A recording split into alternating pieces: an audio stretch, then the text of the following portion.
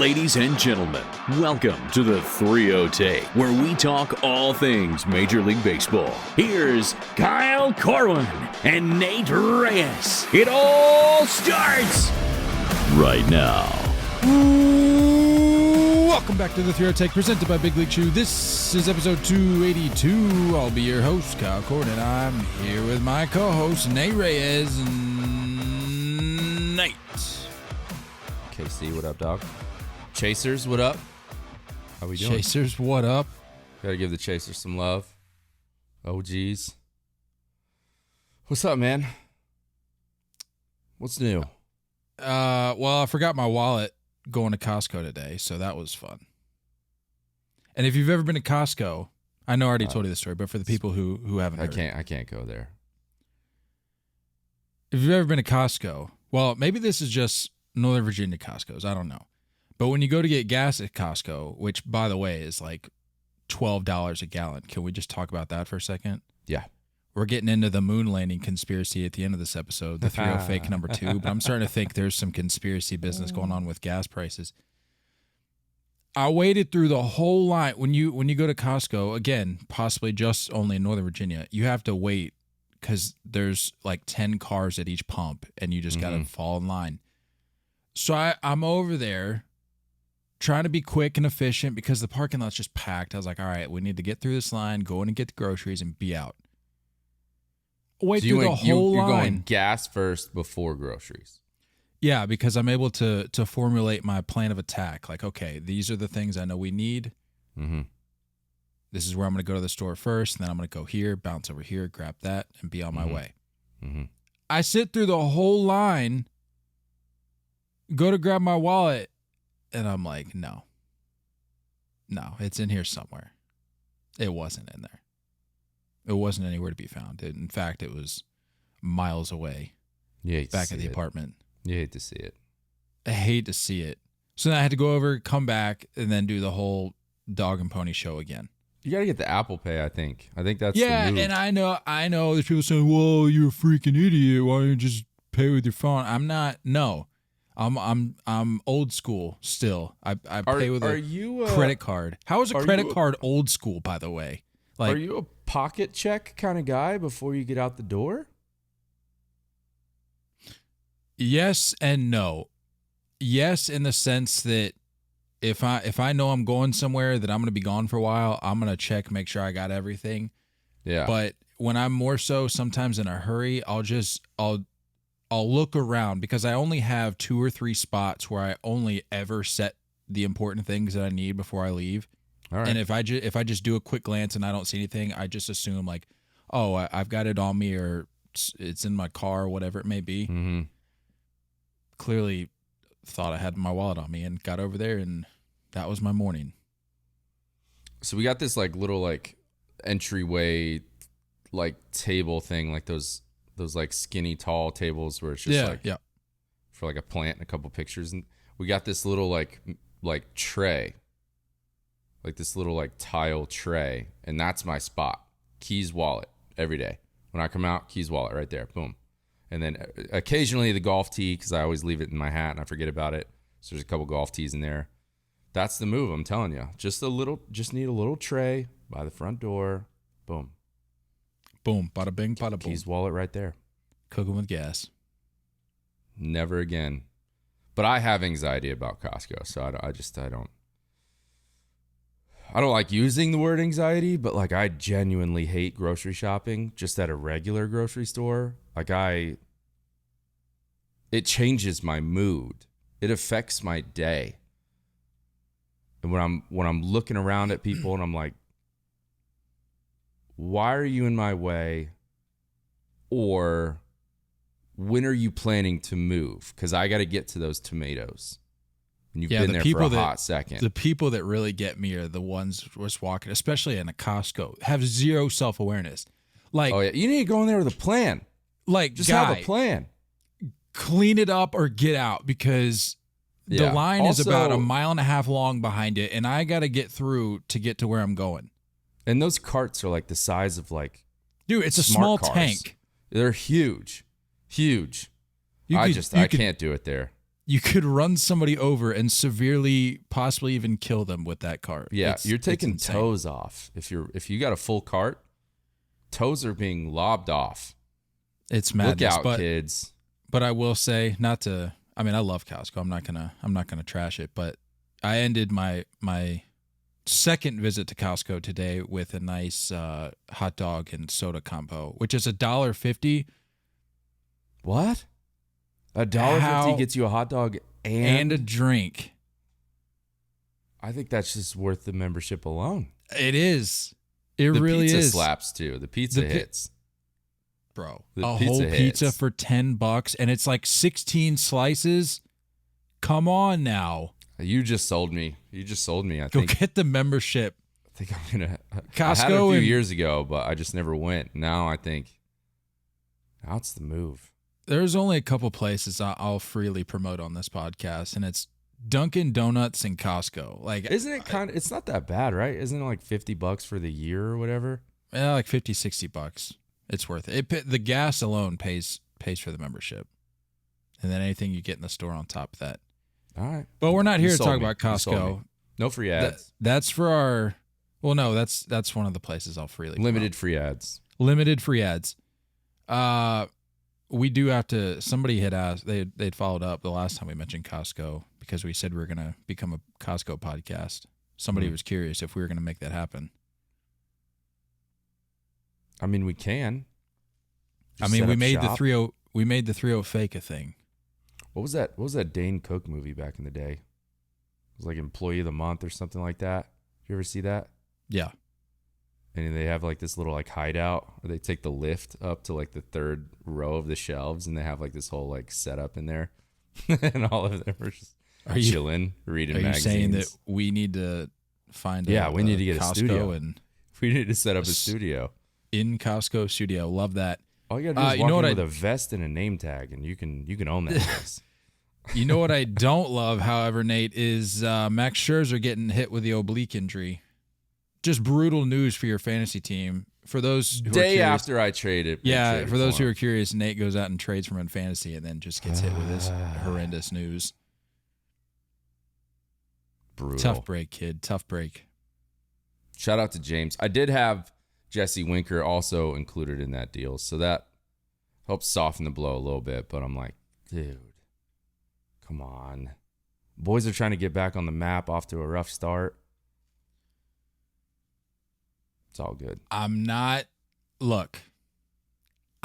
saying this is the beginning of the end, but it's just a little glimpse. And I don't even know how much, if he's going to miss any time at all. I'm just saying. I think they're saying a month.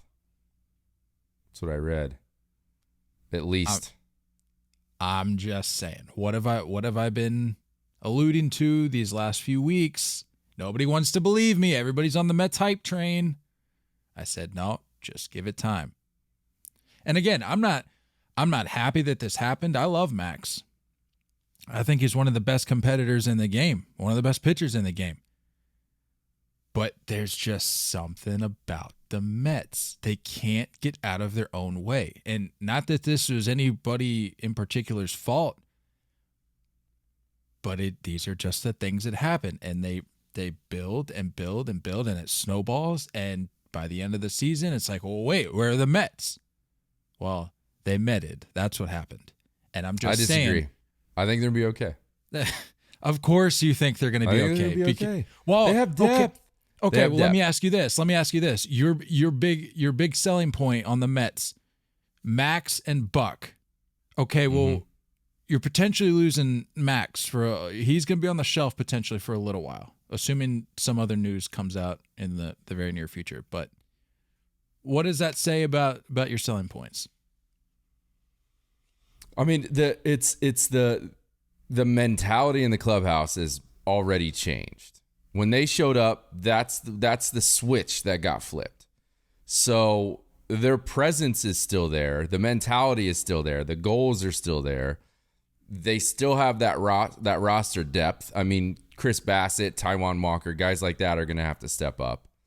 But I mean, I think they're going to be okay as long as you can tread water for the next month or so.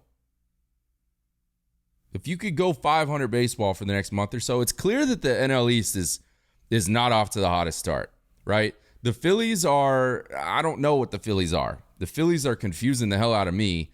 It seems like the bullpen issue is just not being able to be solved. You got streaky hitters in there.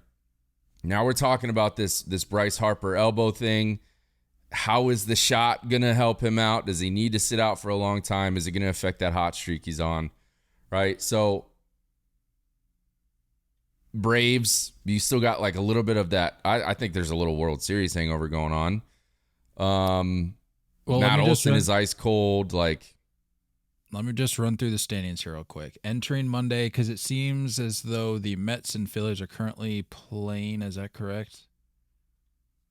Are they playing right now? Yeah, I think that was a 10 a.m. game. Mets against the Cardinals. Yeah. And then the Phillies versus the Padres. However, entering, what's the day? Thursday? Entering Thursday, you got the Mets in first at 25-14. The Phillies in second at 18-19. Do you know who's in third place right now, Nate? Marlins? The freaking Miami Marlins. How about that? Yeah. 17-20. That's nothing really to write home about. Braves 17-21, and the Nats at 13-26. All I'm saying is that they have to tread water. They have to tread water. That's it. That's all you got to do. It's not like they have to go dominate. It's not like they have to keep doing what they've been doing. That's the whole point of getting off to a hot start, is that it gives them some flexibility in case these types of things happen. But the post-game interview with the presser with Buck was like, look, man, like that doesn't wait for us. Like the season doesn't wait. We got to go. We still got to go. It's got to be this next man up mentality. And I think that's what they're trying to create. Time will tell, but it's not like they have to go, 20-10 over the next month. You just need to tread water. If you can play 500 ball, you're going to be okay. You just need to stay in the conversation until this rotation gets back and is normal again.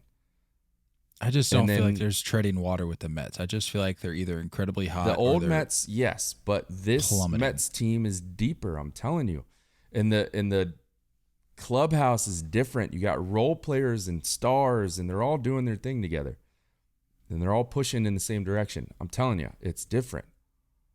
It's different. They're just gonna have to score more runs now. That's all. Simple as that, I guess. Score a bunch of more runs. Yeah, I mean, just the Mets. You heard Nate. Just go out and score. Yeah, it's easier. It's easier said than done. But it's let me schedule wise. Yeah, they're finishing out the month between the Rockies, Giants, Phillies, and Nationals.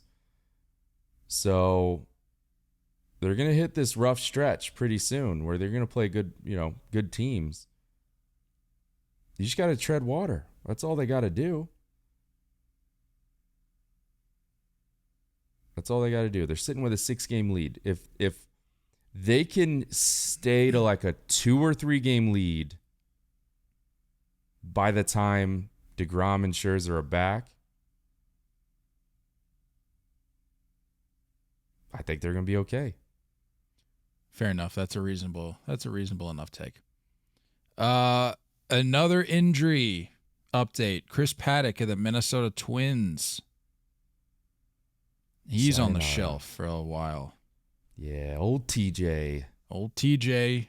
I said when this move initially happened, I said that's not your fix. No. Like, it's an addition, sure. Yeah. But it's not a fix of any real magnitude. And what little value you may have been able to get from him this season, it's now out the window. Yeah, I think I'm not buying in on the Twins at all. Sorry. Like, none of this is sustainable. Whatever they're doing, it's just not. Sorry. 22-16, 5-5. They're in first place, by the way. 5-5 in the last 10. They got a run differential of plus 21. This White Sox team needs to figure it out for sure. But I don't know. I don't think it's they're not impressing me at all. They just have a really light division. Even if they do sneak into the postseason, they're not going to change my mind. Sorry. The way you feel about the Mets is the way I feel about the Twins. The Royals. No, see, that's where we differ. I don't think the Mets are a bad baseball team. They're a very talented team. Let's just look at the roster. I don't need to sit here and go through names or numbers. Like, you're just saying they're gonna objectively implode. They're good. It's more of just an organizational thing. Like, I don't know. It's not the culture, because you're right. Things have changed. Sure.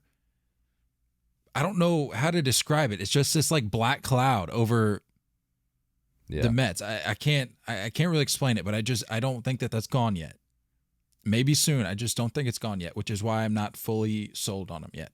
Yeah. I just don't think the Twins are a good baseball team. I agree. I think they're frauds. I think they're frauds through and through.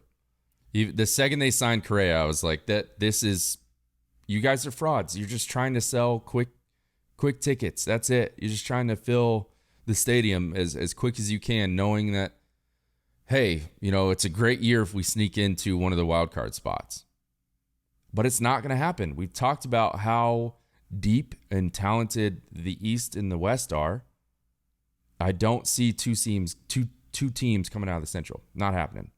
And I do think the White Sox will eventually do what the White Sox do and win this division. It may not be by 8 or 10 games, but they're going to win this division. It's just a matter of time before they start figuring pieces out. But the Twins are not real. And so as far as Chris Paddock goes, like, good luck. But like, I didn't like the whole, like, you leave San Diego and you start talking trash about their uniforms. And it's just like, it's not like you tore it up over there. You know what I'm saying? Like, you're actually kind of a flop right now. Like, you're kind of a bust. If we're looking at what you've done, like, you're not living up to the hype. So relax. And now this. So this is probably the last we'll talk about Chris Paddock being relevant. Sorry. Wow, what a take. No, talking about the Central though, what's going on in Detroit, man? I mean, we don't have to dwell on this too long, but I mean, come on. Yeah. They're making me out to look like an idiot, man. I was hyping them up. I said last year I was mildly excited about him, but then this year I was like, you know what? Yeah. The Tiger and the Royals, to be honest with you. I don't remember how I had them finishing the year in terms of order in the division, but I was like, you know what? It could make a little bit of a splash, but no, I mean 13-25 in last place for the Tigers. Yeah. Give it time. Javi was out quite a bit, and I think he's still figuring stuff out. I think he's notoriously known for getting off to a slow start. So I think that's going to get adjusted pretty soon. They have a talented roster. They have a good manager. But you have young guys that just, like, you have to just let sink or swim right now. Like, you have to get Torkelson to get it to figure out. You have to let Badu do his thing and just work through this. So they have a lot of guys that are working through issues. But overall, I mean, it's I don't know if they're a 500 ball club. I would say they're maybe like a 70 to 75 win team. Tops. Just terrible. But that's a good turnaround. Their window hasn't opened yet. I'm not too stressed about that. As of like a few days ago, Miguel Cabrera had an average. He was hitting 347 in the month of May with a 969 OPS. Did you know that? Yeah, dude, he's lighting it up. What did I tell you? I told you at the start of the season. I mean, maybe we still got some work to do on the 20-plus homers, but it's tough to see if Miggy and Albert will combine for 20 at this point. All right, well, we need to talk about that. Nate, a guy you mentioned just a little bit ago, Carlos Correa, a little bit of a contract update there. Big surprise here. just shocking news. Yeah. That Carlos Correa presumably is going to walk. Who's surprised by this? Who, if you are, obviously you're not paying attention because this is what it was. This is what it was from the jump. From the jump. So, yeah, I think we talked about the fact that it was a shortened offseason with the lockout and some of these names didn't get to maximize their potential contracts. They get to maximize those conversations because they couldn't be had. So it makes sense. Do it over again.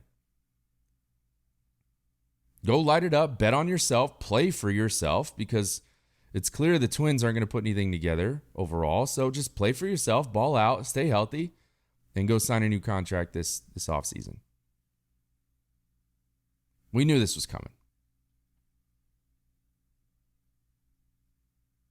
I mean, I haven't been following the Twins all that closely because I just think they're a fraudulent organization. But has he, in his short stint here, has he really expressed any love for the city or like the team, or is this really just a stepping stone for him? Like, is he giving off that vibe? I don't think so. I mean, would you? I mean, I do remember seeing that introductory presser, and I'm like, this is just so uncomfortable for everyone involved. Does anybody really think he's going to be here by the end of the calendar year? Come on. I've never thought at all in my life have I thought that the Twins are worth a second thought. Ever. I've never thought about them at all. Mauer and Morneau days. Didn't even think about it then. Torrey Hunter days. Didn't think about it then. They're not real. They've never been real. They've never been a thing. Sorry. Move that franchise, honestly, because that's what I think. I don't think this is a franchise that's ever going to do anything. Ever. They're always this one foot in, 1 foot out mentality of let's spend money, but let's also pretend we're a small market team. You have this gigantic field that's outdoors in Minnesota. What are you doing? This is nothing you're going to do is ever going to excite me. Ever. Royce Lewis coming up. Hitting balls across the yard and then gets sent down because Correa comes back. Do what Kansas City's doing with Bobby Witt. Throw him at third. Put him at third. Put him at second. This is your most exciting prospect. He's clearly big league ready, and you're wasting his time by playing a guy that won't stick around for you. Well, you gotta find a place for him because it's not like, hey, Correa, we know you're out of here, so we're gonna slide you over to second so we can let our guy get some shine. I don't think that. I think keep Royce at second. But Royce has to be playing. Royce Lewis needs to be playing right now. What are you doing? He's the number 1 overall pick, and we've been hearing about him for years, and it's like once we get this little flash of, oh, he's actually pretty good, and he's up for a week and a half, 2 weeks, and then he's back down. For what? For what? Frauds. Fraudulent organization forever. Episode 282. Minnesota Twins fraudulent forever. Who is ever going to be excited about them? At what point? Who does it take? Not I. MVP status of a Josh Donaldson, right? Locking down Byron Buxton. Nothing they do excites me, ever. You know who does excite me? Trash. Just trash. Just get out of Minnesota. Go somewhere else. Leave the A's alone and send the Twins somewhere. Because they're a waste.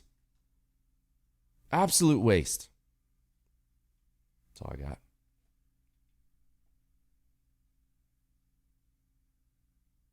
Stephen A. Nate is done with the Twins forever. You know who else is going to be done here soon? Or I should say, what is going to be done soon? And that's going to be Juan Soto's time in D.C. because just came out the other day and said that apparently, according to, quote, rival executives, that the Nats are going to be looking to ship him out of town.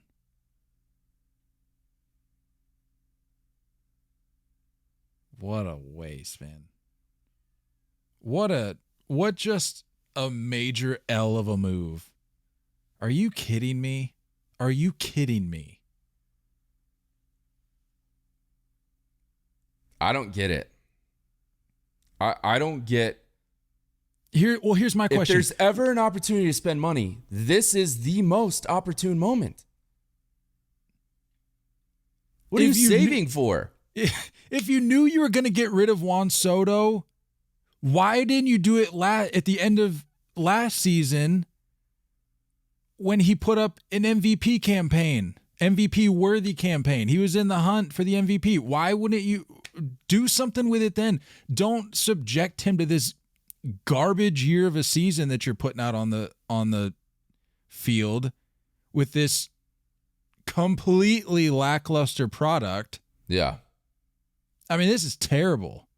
We all knew they were going to finish presumably last in the division, but this is atrocious. Yeah. Why are you subjecting him to this? And then you're saying, oh, yeah, by the way, you're out of here. Yeah. Well, to be fair, this rumor is coming from an anonymous executive that's not attached to the Nationals, correct? That's what I read, is that it was an opposing executive. Yeah, but he's basically just cooking stuff up.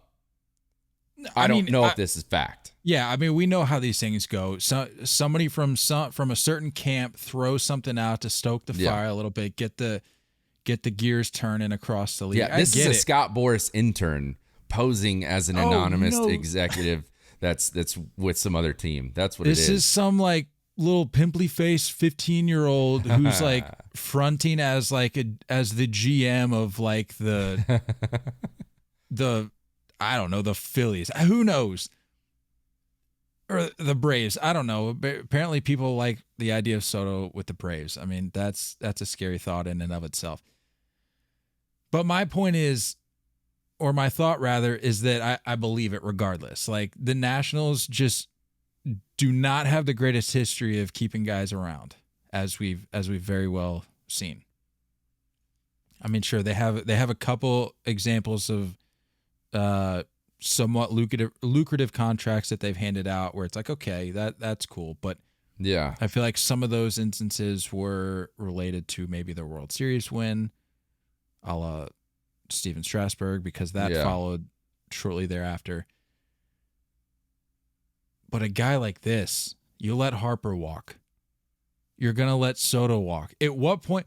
And I've said this, I have always said this, and you can roll back the tapes. The receipts are there. Why do you let players like this go when you have them in your grasp? Yeah. What is your goal as an organization? To compete, to put a competitive product on the field. It starts with talent. You have a generational talent right there. Yeah, this is, I mean, I don't like giving too much praise too early, but Juan Soto is doing things at his age that no one's ever done. He's on pace to be incredible, truly incredible. And so I don't even know if like generational talent is a sufficient description. I think it's bigger than that. I think this is possibly a monumental player. But it's kind of a catch-22. Right? If they spend $500 million on him to stick around, how much money do they have to build around him? right? So that's got to be a part of the thought process for Soto as well, is that, okay, well, if I do get my dream contract and I stay put, do they have enough pieces that are going to be able to support me? Do they have enough money to go get those pieces?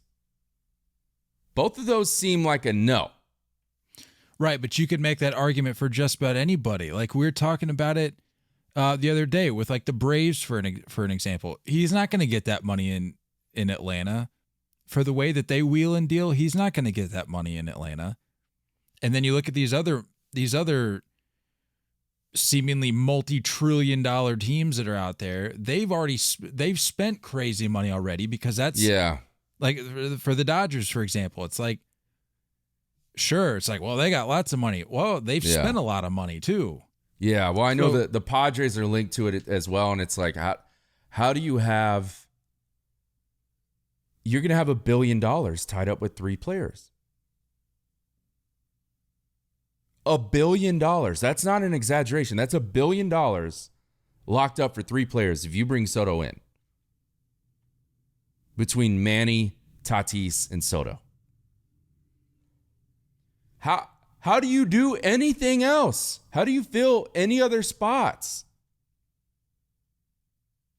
I don't know. The Blue Jays. I could kind of see it. I could kind of see the Blue Jays.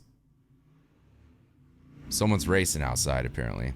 Somebody said, "Oh, Soto's available." Yeah, Soto. Let me race over there. Let's go sit down at the negotiation table. If you're the Nationals, you need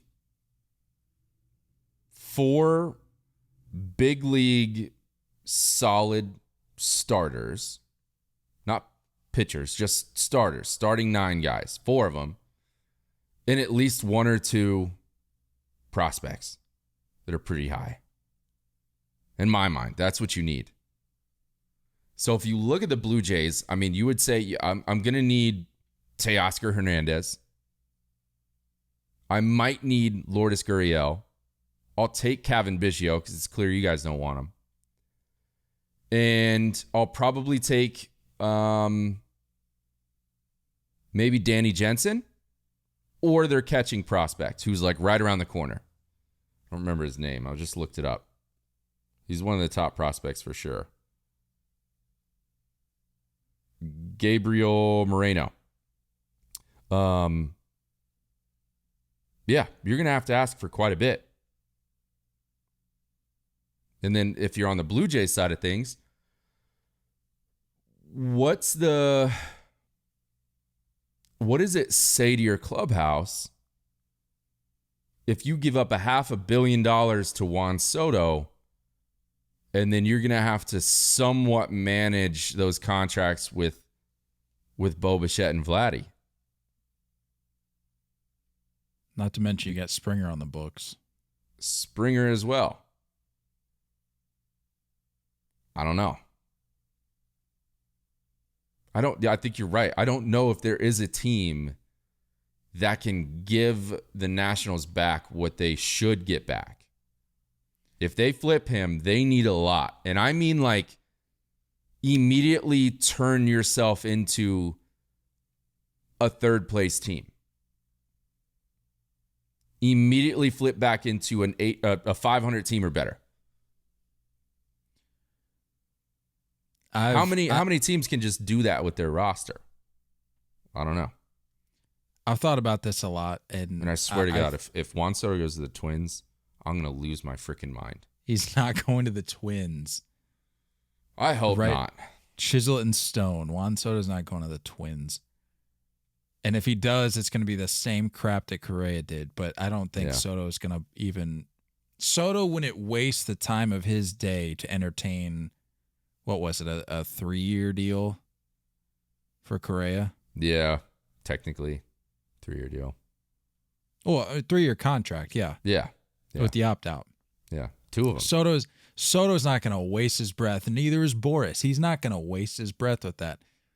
But the thing for me, and I think if I haven't stated it already, today's a day where I plant my flag. When it comes to proven talent versus prospects, I am so beyond done with the prospect haul in these conversations. That's what I mean. It needs to be superstars. big league guys. Like, I don't care how highly touted they are. If you have a guy, and I will forever be in this camp. I'm not changing my mind. I'm sorry, because I've seen it fall out in a negative way too many times. If you have proven talent that is performing and producing, I don't care how highly touted the prospects are, there's no guarantee. Yeah. There's no guarantee that they make it to the big league level and can handle whatever pressure that may come their way. There's no guarantee that they can make it to the big league level and handle the fans in a given market, wherever they may end up. It's too many factors that you can't. Way too many variables for you to be able to convince me that a prospect haul is worth a guy such as Juan Soto, or really any other comparable superstar for that. That's what I mean. That's what I mean, is that if you're the Nationals, you can go team by team, and I think you should pick 3 or 4 guys that are in their current starting lineup. And I think that's the route you would go. And so that's what I mean by Blue Jays, is that you can get, I think you could get Teoscar, you could get Lourdes, you could get Biggio, and then a couple prospects. I think that's doable. I think that's something that could help for sure. But if you really want to hang on to Juan Soto, you have to show that you're going to spend money and bring pieces in beforehand. I think that's what Boris in that camp is waiting for, saying, okay, well, like, if you really want to keep us, show me how you're going to build around us. I need to see a game plan. Because I'm not too familiar with the Nationals, farm system, but I don't even know if it's top 10, is it? I doubt it. I really doubt it. So there's a lot of guys that they would have to bring back to make up for the difference of losing Soto, or they'd have to prove that, hey, we can build around him, and we're going to start doing it in good faith. As of March of this year, the Nationals are 23rd. Yeah. Well, their top 100 prospects are Cade Cavalli and Brady House. Here's a thought. I bet Rizzo gets let go. I bet Rizzo gets fired before this happens, before any decision on Soto happens. Why not? You're locking down Strasburg. You gave money to Patrick Corbin. You let Scherzer go. You let Trey Turner go.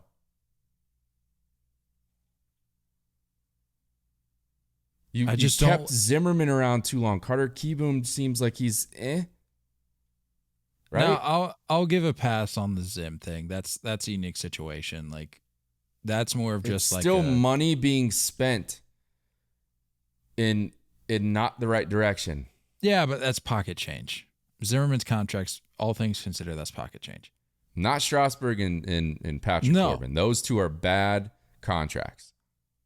Even after Strasburg's performance in the 19 postseason.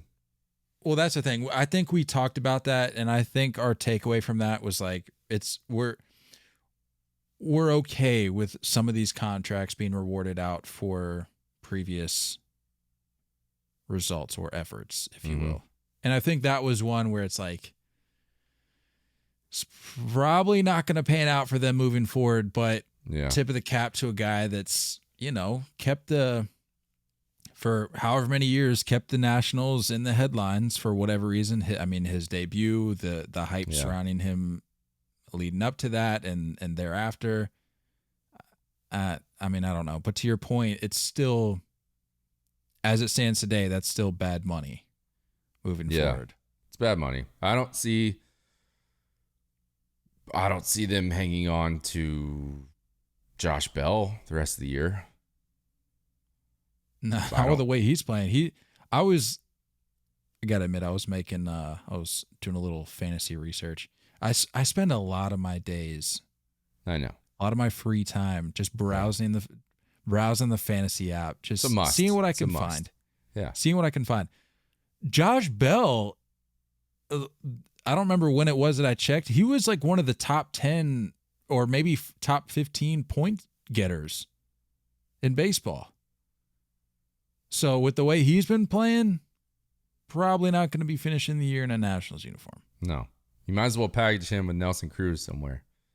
I just hate this slow bleed out for the Nationals. Just rip the Band-Aid off and be done. Like if you're throwing in the towel on Soto, I wish you would have done it earlier rather than subject him to this. What was the initial offer? Season? Was it like 13 and 350, I believe. Not only that, but you run the risk of him getting hurt this year, and then that creates its own issue. And again, not that I had any doubts that he wouldn't be able to replicate what he did last season, but why not? Like if you're going to do something with him, if you say that this team has no future for the next 4 years, then why not get started a little earlier and just be done with it in the offseason? I don't understand.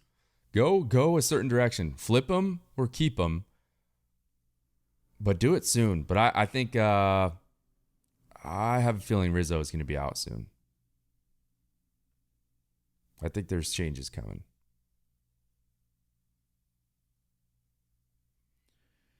I hate it. I hate it for Soto. Kid deserves so much better. I want to see him somewhere else. I want him gone. I definitely don't want him in the AL East. Well, I mean, I'm biased because I love having him right down the street, and anytime we decide to go down to the downtown for a weekend game, I can watch somebody like Juan Soto. But for the sake of his career, I don't want him there because they're absolutely wasting his time. Do you have a fit that anything you would anywhere you'd like to see him? I mean, the Blue Jays. I know we talk about the AL East. The Blue Jays, that kind of excites me. I could see that. I really could. I could see because they have the farm and they have the pieces. Yeah, you have major league ready talent that you could part way with, but I just don't think it happens this year for the Blue Jays. I don't think they would make that trade this year. No. This would have to be coming from a team that knows that they can extend him, but also is not going to compete this year. That's my mentality. If Soto moves this year, it's got to happen with a team that's kind of out of the hunt, but has pieces to move that they know they want to extend him. Because you're going to have to part way. Those pieces have to be good enough. Yeah, exactly. You're going to have to part way. To your point, you're not going to be able to compete this year because you're going to have to give up a lot, and in doing so, you lose any idea of a bid at a postseason this season because you're going to take a good third of your starting lineup, your daily lineup, and you're out. You're gone. Shipping them out of town. So it's going to be, if it is one of those teams, I can't think of. I don't know how the Padres have the money to do it. I don't understand how. You can't have $1 billion tied up with 3 guys. It's not going to work. I'm not a financial expert, but I gotta believe that every team in baseball, I don't care who it is, can afford a superstar. I agree. Even somebody like Juan Soto. So it's like I agree, but 3 of them. The Nationals absolutely can. That's what I'm saying. So they can sit there and balk at the numbers that he's talking about, but it's like every team in baseball has to be able to afford somebody like that because that's just where we're headed. These contracts are only going to get bigger. Sure. And if you're lucky enough to come across somebody like this, which again, it goes back to my point, you have him here. Yeah. Make it work because you're going to regret it.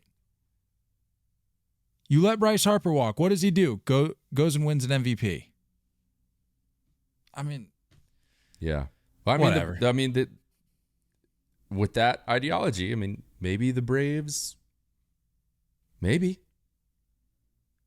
If they can decide that they can give up that kind of money, maybe. Because if they're not in the hunt by July,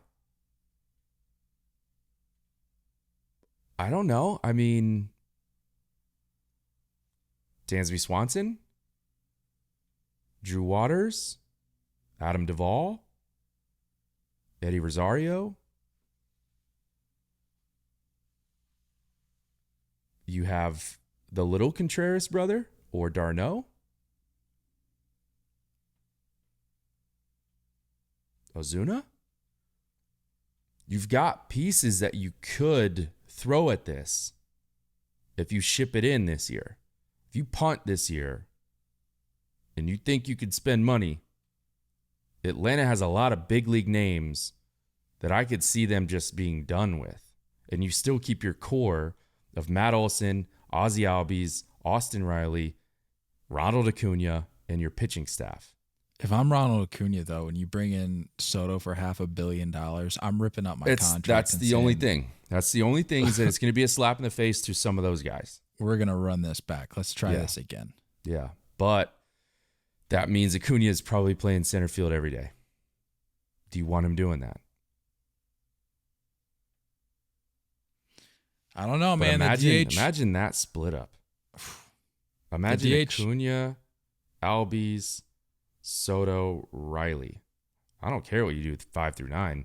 Who cares? Oh, Matt Olson. I forgot about him. Throw him in after Austin Riley. I don't care what you do through 6 through 9. And then you have that rotation it's going to be the move going forward. I could see the Braves pulling that trigger. It just depends on this season. Yeah. The DH makes things interesting. That's all I'll say. It does. I wouldn't want to see Acuna as a full-time DH, but I get what you're saying. No, absolutely not. Too athletic. Yeah. Too electric.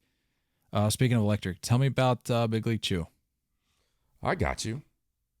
I got Chew.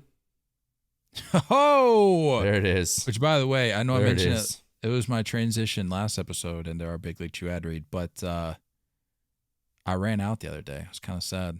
I know. You got a pack behind you. What's that one hanging up on the wall there? No, that's all wrappers, man. Oh, they're already crushed. That's just for that's for the visual effect. See, these puppies are still full. Got the grape over there. No, that's grape. That's blue raspberry, and you got apple up top, sour apple. You okay? You got any cavities you worried about right now? I did have I told you I had to get a cavity filled at my last dentist visit. I get it. And they said, hey, sorry, we just got sponsored by Big League Chew. This isn't on me. They're like, oh, that makes sense. I would risk cavities for that too. No, don't make that connection, folks. Big League Chew doesn't give you cavities. You have to make some pretty awful light decisions with the rest of your diet in addition to Big League Chew for that to happen. So I'm proud to say I've never had a cavity. We're gonna keep that streak going a little bit. Tough. Yeah. Lucky for you though. Yeah. Founded by former left-handed pitcher Rob Nelson, Big League Chew started from humble beginnings in the Portland Mavericks bullpen in 1977. For more than 40 years, the iconic pouches packed with shredded flavor. So close. Oh! So close. Shredded flavorful bubblegum has become the #1 shredded gum of athletes everywhere. Big League Chew has sold more than 900 million pouches. 900 million, basically what Juan Soto is going to get paid. And is designated as the Hall of Fame bubblegum. Grab some gum and head to Big League Chew's social media channels, at Big League Chew on Twitter, at Big League Chew Gum on Instagram, to show off your Big League bubbles. You can also find a list of retailers or purchase any of their products directly from their website at bigleaguechew.com. Big League Chew. Big League Chew. So we got a few things to talk about here quickly before we get into our 3-0 fake moon landing conspiracy talk. Wow. I tried to get that little alien whistle going. That was good. Well, that wasn't bad, right? Not bad. Let's just address the elephant in the room. Nathan Eovaldi, out here making history. And not for the right reasons. Goes out on, let's see, today's Thursday. Sox won Wednesday. By the way, throw out a little love to my Sox. They go out and get pummeled on Tuesday and still go out and win the series on Wednesday. They said, I don't care. And for those who are curious, Tuesday, whatever, man. Those games happen. After the fourth home run, I don't remember if I texted you this, but after the fourth home run, I was like, at this point, it's just funny. Like, you can't escape these games in baseball. They're bound to happen once or twice a season. I don't care who you are. That's just how baseball works. That's how the law of averages works. And so after like 3, I'm like, all right, if we have any chance of winning this game, we need to tighten it up here, Nate. Not you, the other Nate. And he didn't tighten it up. Spoiler alert. Didn't tighten it up. Yeah. Gives up 5 home runs in 2 innings of work. Who we got? Yordan, Altuve, Kyle Tucker. Gurriel was in there because that helped offset some of my fantasy points. Yeah. They hit 5 home runs in the second inning on Tuesday, tying a record for the most home runs in an inning. And Nate becomes just the 4th American League pitcher. I don't know why it says NL/AL pitcher since 1901 to allow 5 home runs in 2 innings of work or less. But you're right. I mean, that's how baseball works because the Astros went out the next day and only had 2 hits. So I'm telling you, dude. That's why I wasn't panicking. How that happens, yeah. You could have went out and lost that game 500-1. Yeah. How many wins is that worth? Still loss, yeah. Or for the Astros, how many wins is that worth? 1. 1 loss for the Red Sox if you lose that game. 500-1. They go out and win the series the next night. See you later. The Mariners are coming into town. I wasn't stressed about it. I just wish it wouldn't have been one of my fantasy starters, but it's fine. Yeah. Looks like Red Sox bats are starting to figure it out a little bit. Starting to warm up a little bit. Yeah. You just sit tight, friend. It's clear pitching is still going to be an issue for a while, but you can't use that Eovaldi start as evidence for that argument. That's 3 starts in a row. That's such an outlier. Like that. When does that ever happen? That's 3 bad starts in a row. I have no idea what you guys are doing with Tanner Houck. Whitlock is now a starter. Chris Sale hasn't smelled a cheeseburger in 5 years. Skeleton Man can't handle anything. So Also, what are you talking about 3 starts in a row? The start before this against Atlanta, he had a quality start. I thought he struggled. Did 6 he not? 6 1/3, 3 runs, 6 Ks. Let me see here. And heck, even there it is. Max Scherzer out 6 to 8 weeks. Yeah. Mets are going to Met. And then the start before that against the White Sox, 5 innings, 3 earned runs, 4 Ks. I mean, not terrible. Not ace stuff, but not terrible. That's what you're going to say about your ace? Not terrible? You got to have some depth there. That's all I'm saying. I'm just saying the bats are going to hit. Everybody knows the Red Sox are going to hit. I don't know about this, the pitching staff in general, rotation and bullpen. I'm not saying Nate doesn't need to step it up a little bit to be the ace because like I said a couple episodes ago, he is the ace of this staff. But I'm not going to rag him for this. He just needs to turn it around this next start. You got to flush that outing from Tuesday and just move on. And I'm sure he will be able to do that. In fact, I'll go as far as saying I can see Nate going 7+, giving up just 1 run. He's going Sunday, 7+. Who are you guys playing? 1 run or less. The Mariners. It's a 4-game set starting tonight. Mark it down. I guess. Cool. My ace is going to be able to flush that historically poor outing. Yeah. He's going 7+, 1 run or less. Count it. Another couple things here. Got to be quick just for the sake of time. Apparently the Angels are in the middle of... Yikes. Whoops. There's like an FBI investigation going on. Like, what are we doing? Ooh. Mayor of Anaheim is a corrupt man, apparently. How does that happen? Yeah. Yikes. I think that mayor was just trying to get a bag. I mean, aren't we all? Yeah, just trying to get a bag and be like, I'm out. Get a bag. Angels, I think, you don't have to pay rent anymore. I'm out.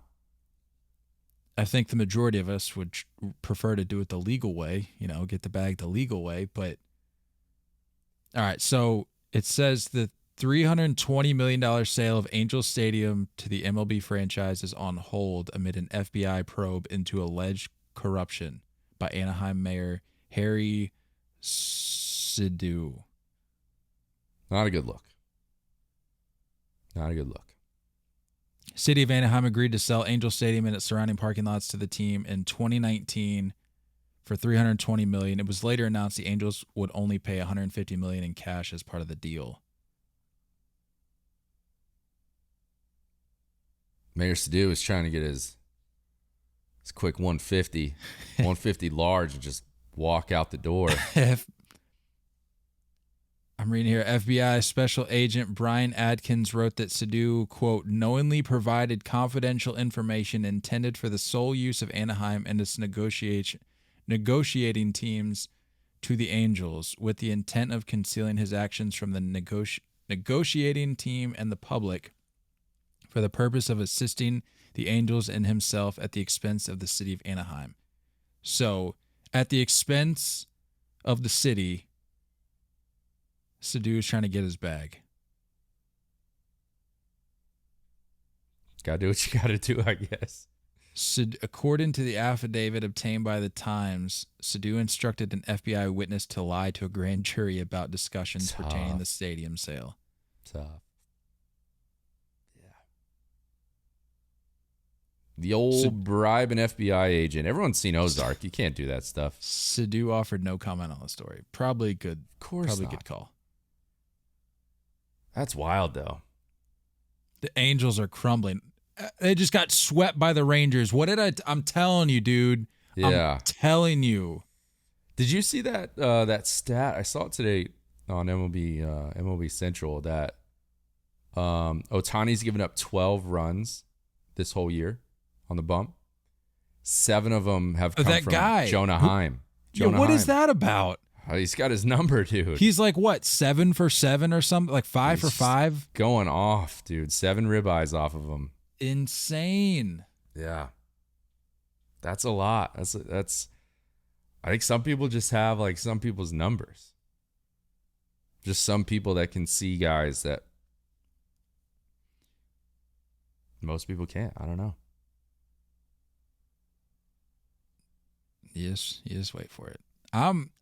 I'm loving this, dude. I'm just going to sit back and just wait for this. Because apparently I'm the only person on the face of the planet that remembers that baseball seasons are 162 games. Everybody else is just flipping out as though this is like the first time we've had a baseball season. Yeah. I don't know. Like we've only had 162 game seasons for I don't know how long. Yeah. I don't know why everybody's freaking out. Just everything will fall into place. You just wait. Well, not everything is falling into place for former Yankee prospect Jake Sanford. What do you got going on? What's going on over there in your organization, Nate? Clean it up. Yikes. Clean it up. What a scrub, dude. Yankee minor leaguer weasel. cut for stealing and selling teammates' equipment. He was with, what did I say earlier? Low A. Yeah, I think it was the Tampa Tarpons or whatever. Yeah. Tampa Tarpons. I think Jason Dominguez is down there. So maybe one of his things. I don't know. I don't know anybody else down there that's like valuable enough to get some money for it. But I won't say names because I don't know if he listens. I don't know if he knows somebody that listens that's a part of the Chaser group. But I had a teammate in college that got busted with the same stuff. He faked an injury, and so he was like staying home from practice, and he was like stealing stuff out of our dorm rooms and like pawning it. Literally walking down to the pawn shop. This is Odessa, middle of nowhere, Texas. Then he's just pawning stuff. You remember the iHomes? Like it was like an alarm clock. You just put your iPod in. Yeah, the little right? doxed. Yeah. Yeah, he stole mine, sold it. ate all of our food at all times. And I'm like, yo, you got to go. So he got bounced. Yikes. Yeah. It's just certain people like that, man. It's wild. It's no bueno. So, yeah, the Yankees cut Sanford last Thursday following allegations that he stole bats and gloves, attempting to sell them online. He, quote, repeatedly hounded teammates for their equipment. He also, I saw that he defrauded fans because he was signing other people's names. Well, I saw that he would sell these things that he wouldn't follow through. He wouldn't sell, yeah, he wouldn't I saw even that too. ship the stuff out. Yeah, he wouldn't ship the stuff out, or he didn't. He was just signing his own name on there with some forgery going on. That's tough, man. That's not a good look. Not a good look. Peace out. What was he, a 3rd round pick too? I don't know. I think he was pretty high up. Tough look, man. Good luck. And people saying, well, in the minor leagues, you gotta do what you gotta do. No. You go get a job at Home Depot. You don't. Yeah. You don't sell autographed equipment. Driving Uber around is one thing. Selling and stealing teammates' equipment. Oh. Not a good look. This can't be used as evidence in the whole pay minor leaguers more thing. This is just not a good human being. Like, no, you can't be doing this. What's funny is that like you're seeing these pictures of him, and I'm like, oh, you kind of do look like an asshole. I could just tell in your picture. Wow. See you later. Judging a book by its cover. I have to. Well, no, we've read part of the book now. We saw the cover. I saw the cover after hearing this story, and I was like, "Oh!" They opened the cover. They said, "Here you go. Here's Here's what's inside." Here's a little snippet, a little cliff note. See you later. You're gone. Good luck ever playing baseball anywhere ever again. Like, enjoy men's league baseball wherever you're from. Enjoy reading about the moon landing conspiracy, because that, my friend, is what we're about to dive into for a little bit. All right, so as I mentioned last Thursday, again, the 30 Fake is a conspiracy segment that we're going to do each Thursday. The 30 at the end of our Thursday episodes for 10, 15 minutes, however long it takes. Last week was the exception because I had a little bit more background knowledge in comparison to these others. But really, the way we're just going to do this, it's really just going to be a thing of us opening the can of worms and just seeing what we find. Yeah. Because I don't really know much about this, so I'm gonna be Googling stuff. If we have questions, we can look up answers to those questions if they exist, and just see what we find. Get the ball rolling for the people that maybe want to explore these things a little more. Maybe they didn't even know this was a conspiracy. Maybe people are just so blinded by their faith in government that they just assume that we landed on the moon. Who knows? It's clear you don't think we did. Does the moon even exist, as we speculated last episode? Why haven't we been back? I don't know, dude. It doesn't make sense. I think we went there one time after the Neil Armstrong landing, and they were just like, meh. Like, it's just a big piece of cheese up here. We don't need to come back. No, but to your point, I do think we landed on the moon. I'm just confused. There's other pieces surrounding the situation that just don't make a lot of sense. There's a lot going on that doesn't make sense, dude. The flag blowing in the wind. All right, let's see what we got here. And didn't they say like the? All right, let's go to the Wikipedia page. All right, I'm gonna go. Most what trustworthy. Did you type in? Moon landing conspiracy. All right. The most trustworthy source there is.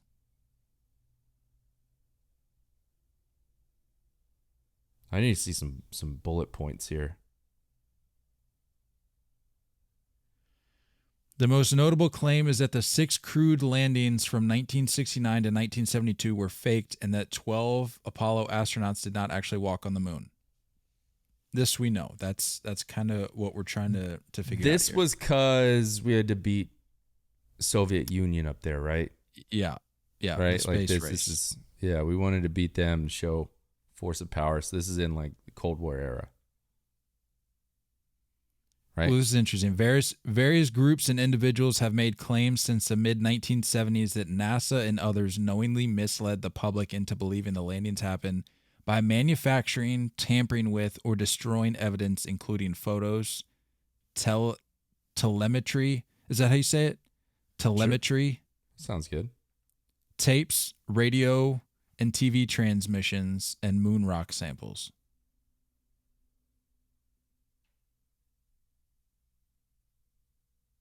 I don't know, man.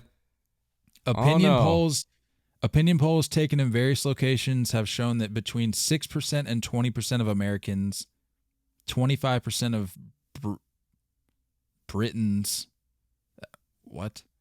and 28% of Russians surveyed believe that the crewed landings were faked.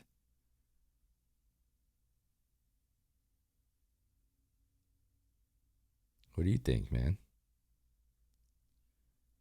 The first time. I'm just saying first time. What do you mean the first time? Oh, like the first. Yeah. All right, let's look at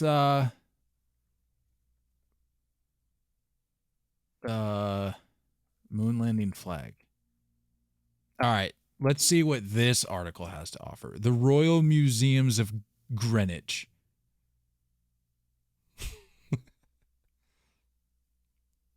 They said they're going to debunk the flag thing. Hold on. So they got a picture here of the shadow. It's a photo taken by Neil Armstrong during the Apollo 11 moon landing. Mm-hmm.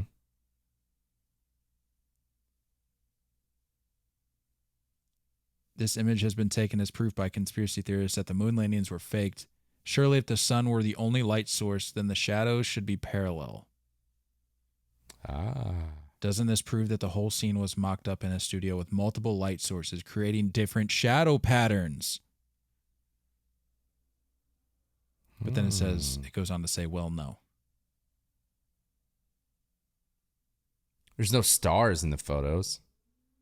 That's kind of interesting.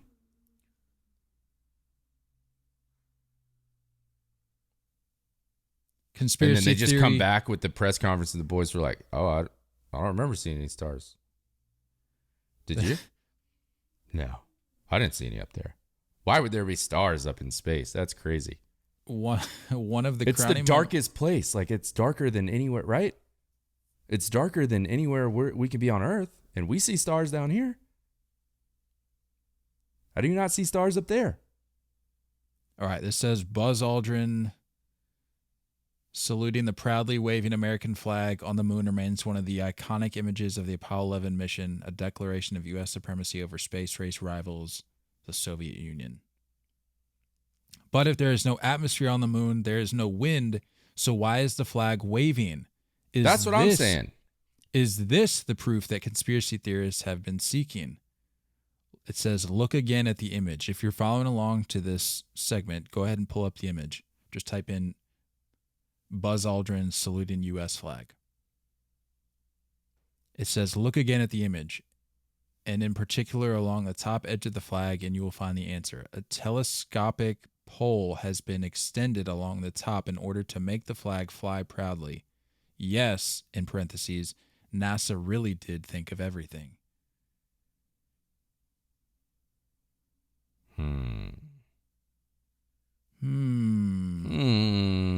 That's helpful. I don't know if I noticed that pole at the top.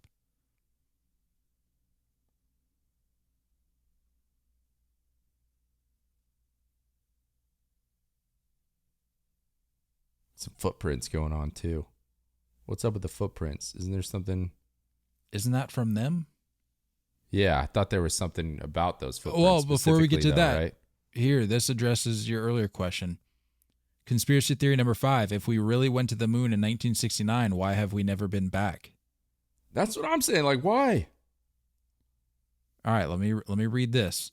Apollo 17, the last Apollo mission to land astronauts on the moon, took place in 1972. Since then, humans have never returned. Maybe that's because we never went to the moon in the first place? Question mark.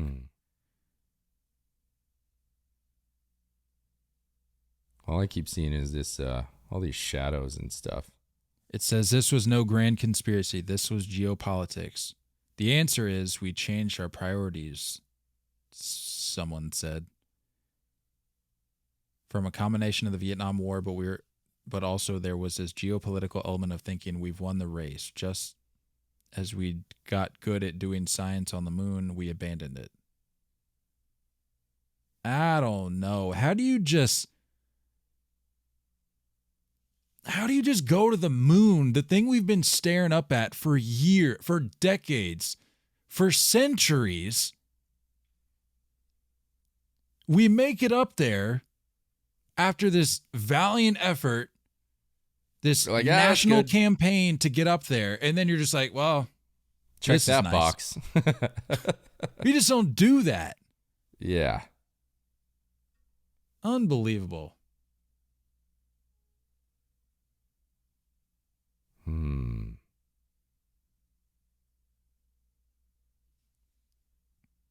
I don't know. Maybe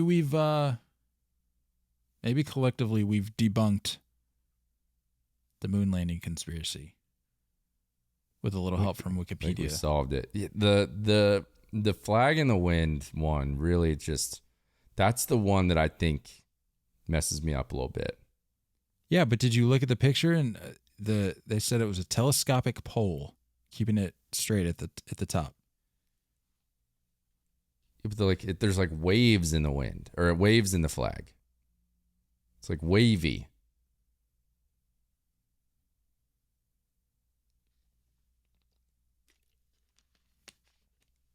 Yeah. I mean, I guess after looking at it more,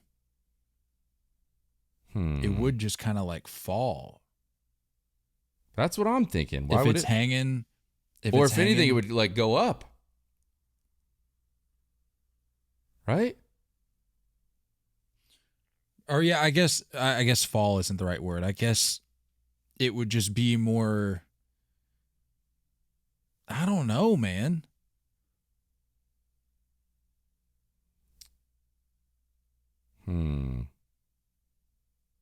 It's saying the lunar modules made no blast craters or any sign of dust scatter when it was landing. Interesting. So here's a question. Tell me if this makes sense. With the way that space works, and there not really being an atmosphere, would every mark that's made on the moon still be there today? That's what I'm thinking. Or does it like footsteps disintegrate? How does that work? I'm thinking they got to still be there. Are Neil Armstrong's footprints still on the moon? Yeah. See, look, it says the lunar modules weighed 17 tons and made no mark on the moon dust, yet footprints can be seen beside it. So you're telling me a man that doesn't weigh the same amount of weight that he does on Earth, walking around leaving footprints, but the whole freaking aircraft landing doesn't. That's interesting. How many tons did you say? 17 tons. That's what, 34,000 pounds? That's almost how much I weigh after I go to Chipotle. All right, I'm on space.com. There probably can't be a better source to get to the bottom of this than space.com. Assuming space isn't a hoax or conspiracy in and of itself. Who knows? Does space really exist? Interesting. All right, this says the first footprints put on the moon will probably be there a long, long time, maybe almost as long as the moon itself lasts. Unlike on Earth, there is no erosion by wind or water on the moon because it has no atmosphere and all the water on the surface is frozen as ice. Also, there is no volcanic activity on the moon to change the lunar surface features. Nothing gets washed away and nothing gets folded back inside.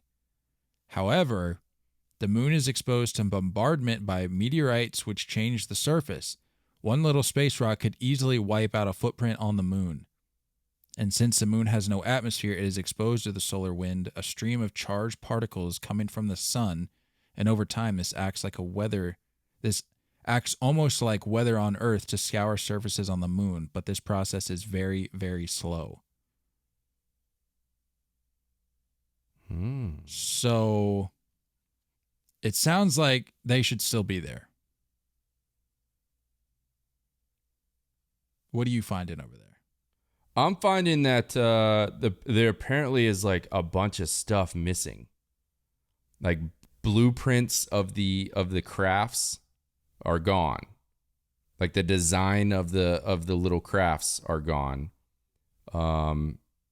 Video gone. That's pretty interesting. I don't know. Yeah. Video so of what? Like video while they're up there. They were supposed to be like filming. There's video going on. It's gone.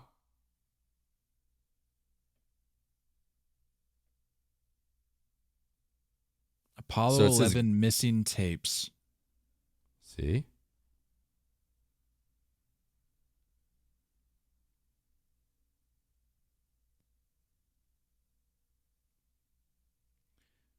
In 2019, NASA reaffirmed that there is no missing footage from Apollo 11 since the video transmissions were relayed to the manned spacecraft.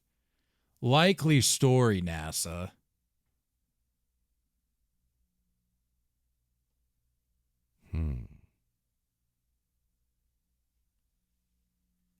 I don't know, man. I don't really know how to feel about this. Then they're talking about the here we go. Deaths of NASA personnel. This is interesting. This is just like the JFK stuff, man. Yeah. You get people that have information. Oh, oops, they were in a car accident. Oops, they just got murdered in their sleep. Interesting how that works. Yeah. 10 astronauts and up. 2 civilians related to the crewed space flight program as a part of an alleged cover-up. Theodore Freeman killed ejecting from a T-38, which had suffered a bird strike. I mean, that kind of sounds legit. Ooh, Elliot C. and Charlie Bassett died in a T-38 crash in bad weather.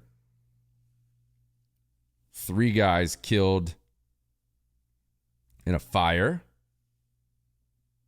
1 guy killed in a car accident. Another guy killed ejecting from a T-38. That's interesting. That's like 4 guys now killed on the same thing. And you mentioned weather, which many believe is a conspiracy of its own. Yeah.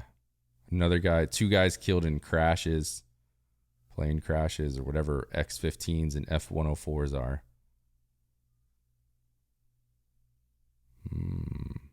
Another guy died in a car accident. Yeah, those car accident ones are the ones that get me. It's like, oh, interesting. Interesting.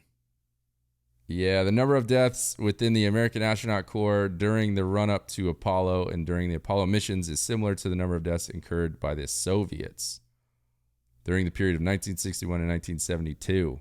All these Soviets, ground training accidents, suicide, car crash, complications of surgery, accident.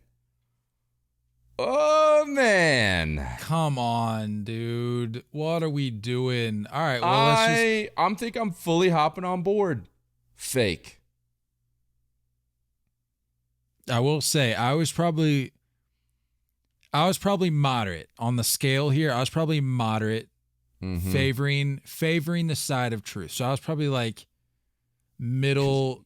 You wanted to believe it. You want it to be true. Middle/truth. That's where I'm at. But I feel like I'm on the other side now, where maybe I'm middle/fake. I'm going fake. Wow. Didn't think I'd land here at the end of this 15-minute segment. Me neither. Wow.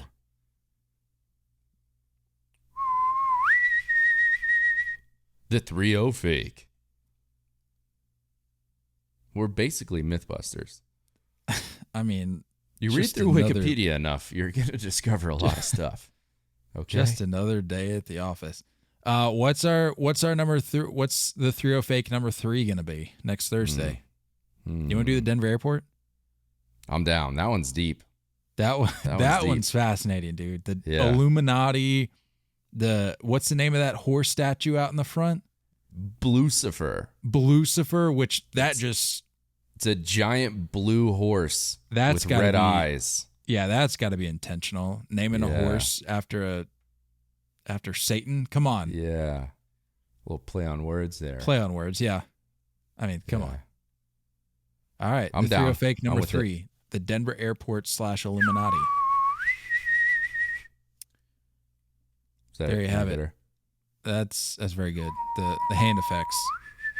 Which, by the way, if you want to see those alien effects, go check us out on YouTube. Go hit that subscribe button. And enter in the contest. You're in the contest. Yes. Go subscribe. Get a chance to win a jersey. It's literally one button. Jersey.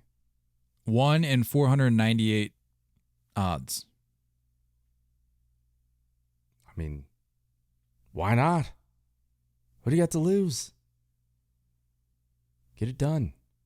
If you want to be a part of the Chasers, this is kind of a requirement. Yeah, it's a requirement. It's part of the initiation. Yep. But we might even do another one at 1,000. Do a little something at 1,000. Might even be something a little better at 1,000. Yeah, a little something. Who knows? Who knows? That's it. That's all I got. Yeah.